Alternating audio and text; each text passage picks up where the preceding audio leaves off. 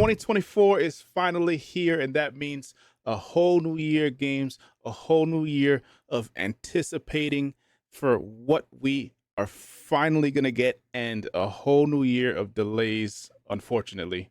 Another episode of GAMERViCE here, though. I'm here with Hank. Hank, how you doing, man? I'm doing good.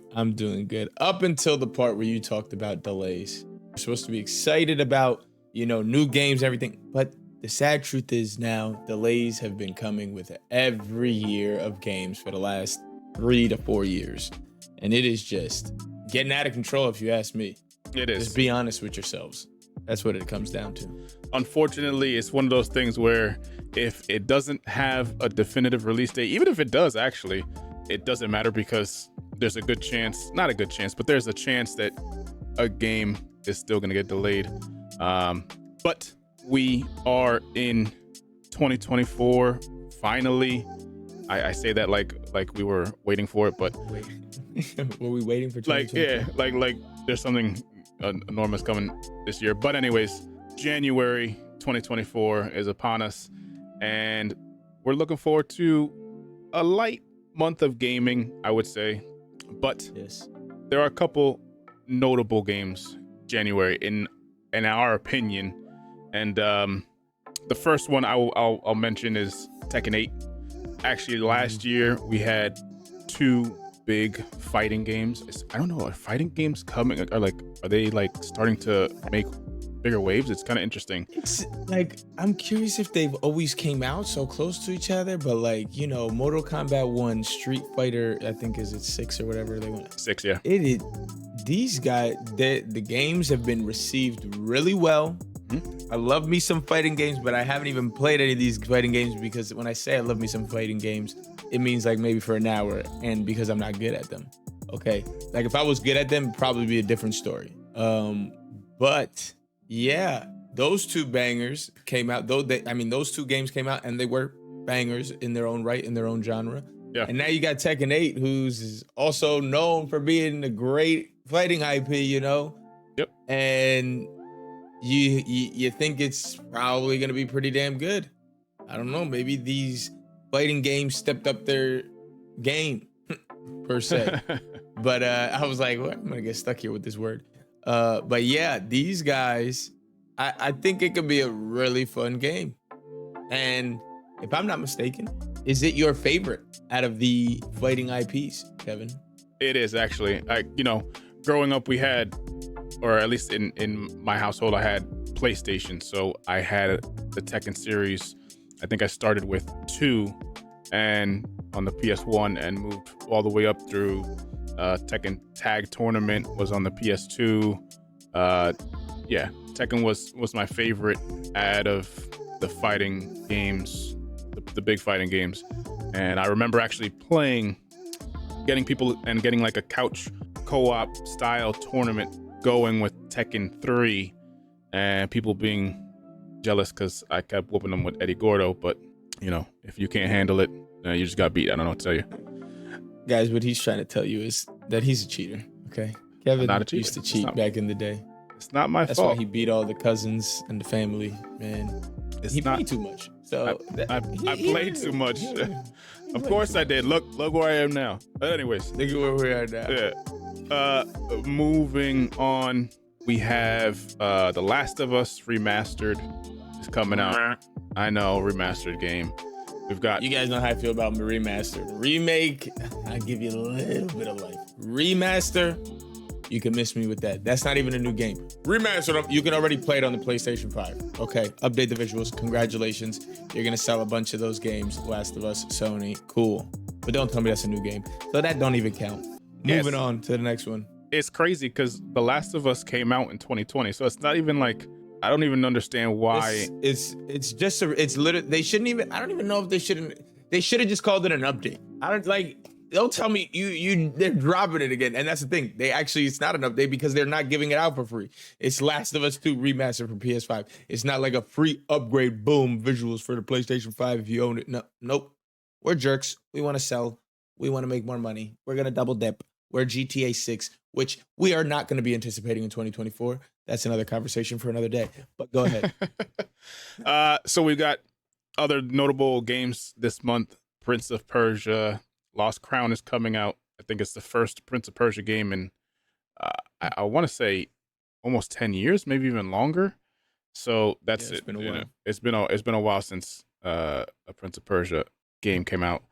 And then two interesting ones, in my opinion, and I think they're both from indie developers, but they're kind of made semi AAA, is Enshrouded and Palworld, which looks hilarious. I can't wait to play Yeah, Palworld, only because it's so, they don't even I'm hide just it. always They're, curious of the price of these games. Keep them around like that's true. 25, 30. That's true, You know what I 'cause mean? And then you know they're we'll gonna be talk, but- they're gonna be early access games. So I mean that's so it is so what they're it is with that. technically not fully released games, Right. early access games. These games have a common theme, and that's base building.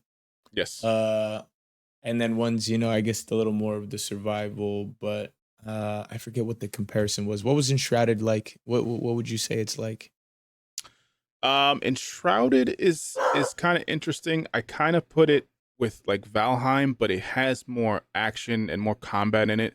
I believe there's skill trees involved in that game as well. So that's a cool. They're focusing on combat, and I think that's a cool twist to the base building game. It's kind of makes it interesting in the same way that there's another game coming out later on in the year. I think we're going to talk about that's very interesting as far as base building with multiple aspects involved. But yeah, Enshrouded looks really good. Palworld is like base building with Pokemon with guns. I don't know how else to put that. That one looks funny. I mean, I guess It does. it's think about Pokemon capturing these guys. You can either fight with them, but mind you, you're sitting behind them in third person with a gun too. You shoot things, and they're helping you fight, or you make them your slaves, and you go have them work in the town, building up your city or whatever, and they're like working the town. Yeah. Or I think you could kill them or something too. Like I don't even know. Yeah, you what can the like hell is going on. you can like poach them. You can eat them. It's crazy. You can eat them too. Yeah. So I'm gonna capture you. Work in the town for a little bit, but just know if you don't work well, I'm gonna eat you in a week. Like that's wild. It can get crazy out there. Palworld might sneak up on us, but all in all, seems like January seems to be a lighter month when it comes to gaming. And we kind of talk about it like, is it because of developers caring about game awards and things like that? Like, what's the cutoff for, like, if you come out December like 3rd, between December 3rd and like January 30th, are you even like really going to be eligible or remembered? I'm trying to, and like we said, one game in this previous year that got left in the dust was Hogwarts Legacy. And I can't remember if it was February or March that bad boy came out, but man, that was something so different. It was March. I think it was March. Crazy. They brought that realm to life that people have been waiting to, and boy, was it gorgeous. And they did so much, and it's just kind of sad they got left out of that. But then it's like, they got left out. Why? Is it because of the recency bias? Like, again, the games that got nominated were all great games too, but like if you just swap one, let's just use Alan Wake, who won a lot of things. Yeah. If you tell me Alan Wake came out in March and you swap and make Hogwarts Legacy come out that mid-November, like 2-3 weeks before, you telling me things wouldn't have been different? There's one, it's like one of those things, nobody talks about it, but no matter what, like that's part of the effect. Like, I don't think Alan Wake is talked about or done the same way, and maybe Hogwarts is also then in the discussion and probably gets nominated when it's like, oh my God, because think about when it dropped in March, like all people were talking about from at least March until May was Hogwarts. So how would it not have been in the conversation? You know what I mean? It's one of those things. Now I'm getting lost here, but no. So let me just fact check before we continue. Hogwarts Legacy came out beginning of February. Alan Wake came out the end of October. That's if swap those. But swap them, February. Yeah. That thing came out in February. Yeah. Crazy, man. Yeah. So I mean, great game. It was, and you know what though? I don't know, because of the controversy behind Hogwarts. That I don't too. know that. Yeah, I who knows? honestly think that's what kept it from getting nominated at all. Because Maybe. okay, Yeah, maybe. maybe you make a case that those games that they named for Game of the Year at the at the Game Awards, maybe you can make a case that is better than Hogwarts. Maybe. I mean, I don't know. I think when we talked about it, Alan Wake 2 was just a surprise, but of course it won a lot of awards, so it must have been a great game. But then there's games like, like Spider-Man 2, kind of talk like it's kind of the same formula as the last couple Spider-Man games. Super Mario Wonders, it's a great game, but it's just like a side-scrolling, like it's just like a nice Mario game. I don't Mhm. know. It didn't like, it wasn't anything like amazing like Nah, I hear you. Hogwarts was, and I think it's just because of the controversy. But Moving on. moving on. Yeah. January is That always a light uh time of the year. This first quarter of the year is always kind so of is light. February, I guess, a Yeah, little bit, maybe. a little But bit. that then brings us to, if January and February are so late, what are we so excited for this year? Because there's a whole bunch of other months and we got games coming out. So, Ooh, Kevin, baby. Yeah. what are you, what, and not just the most, but like name a few, start with one. Like, Yeah. what are you excited about? What do you want to play? All right, so for sure, 100%, I want to see, and it might even make me purchase a PS5 this game, and that's gonna be Final Fantasy VII Rebirth. It actually comes out February 29th. That is not me messing up the date. It Oh, is February oh 29th. yeah, there It you is go. a leap year, so there's a 29th. So it's Thursday, February 29th. It's coming out on the PS5, exclusively on the PS5 for the time being. This series that they did with the Final Fantasy remake, that they're doing a 3-part trilogy, and this is the second of the 3. This is the first Mhm. time that you're going out into the open world, so that is just I can't wait. I honestly, it was the most anticipated game of the year, or most anticipated game awarded, and Game awarded most anticipated. yeah. Can you imagine Some winning an award for that? You ain't even out. That's like kind of like Siren, like and stuff, like, and then you drop the ball or something. Like most anticipated, like we've been fishing you. That's almost like the day before winning that award. I'm just kidding. That's just bad. Nobody's in there at that category. But no, that's yeah, just no. funny. But yeah, But yeah. that game's coming out. I can't wait to see it. I can't wait to watch people play it. I can't wait to see the feedback that comes out from that game. I think they've just from the trailers, and I know we shouldn't really just do, buy a game or jump into a game just because of the trailers, but the trailers look amazing. So I can't wait for that game. February 29th. That is my most anticipated game. Excuse me, most anticipated game this this year. What about All you? right. One game that I'm anticipating, I wouldn't say most anticipated for, but it's in the top three, is got to be Black Myth Wukong. Okay, Yeah. because the stuff we've seen on this game over the last 2 to 3 years has been very intriguing. Okay, from the protagonist, main character, okay, whatever you want to call it, um, to the fighting gameplay, what it looks like, uh the world that is set. It just looks like a really nice game that we haven't seen anything exactly like. Yeah, have there been open world games? Have there been fighting games? Like, yeah, but the aesthetic of this game and then the way the fighting looks, like maybe there's like some new mechanics we haven't seen, or at least visually, there's gonna be fighting mechanics we've never seen before. That's what I'm gonna hope for. But it just looks clean. The question is, will it feel clean when the controller or keyboard, whatever it is in our hand? Will it we feel that same like feeling I got while watching the trailers and the gameplay? Uh I don't know. But Black Myth Wukong coming out, I forget, is it August 20th? I It is want to August say. 20th. Yeah. Um Yep. I'm excited for that one. And hopefully we get no delays. That looks like a very interesting game. Just none to say the least. Don't even know if I said that right. To say the least. Yeah. Hades 2 comes out the second quarter, I believe, or the second half, I think, of this year. They haven't put a specific release date on it yet, but that first game was amazing.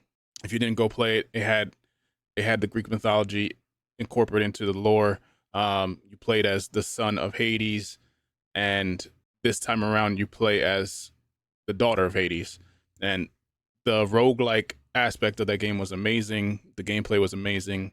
Like I said, Greek mythology, they put all the different gods in there, from Zeus to Hades to Poseidon to Ares. There was just a whole bunch of stuff in there that they just implemented so well, on top of different weapons that you could choose from as you progress through that game, to make it different. This second game, I think, is going to deliver on top of all of that. And if you haven't played the first one, you need to play the first one. All right. Hades 2. I think I gotta give that first one a shot, man. You really I've do. heard nothing but amazing things about that game, and I've yet to ever try it, you know? I'm gonna close this out with my most anticipated game now. My most anticipated game is a game that we, the world, some select few, have gotten to. I say that got a little closed beta test for, and the test is still running currently from like mid-December to January 21st. Mm. And that is Once Human. Okay. It is I don't know if it's a Japanese, Chinese company. Okay. Studio, Starry Studios. But I guess the publisher, I guess I would say, is NetEase. So that scares people, because NetEase, we all know, is tied to the mobile games.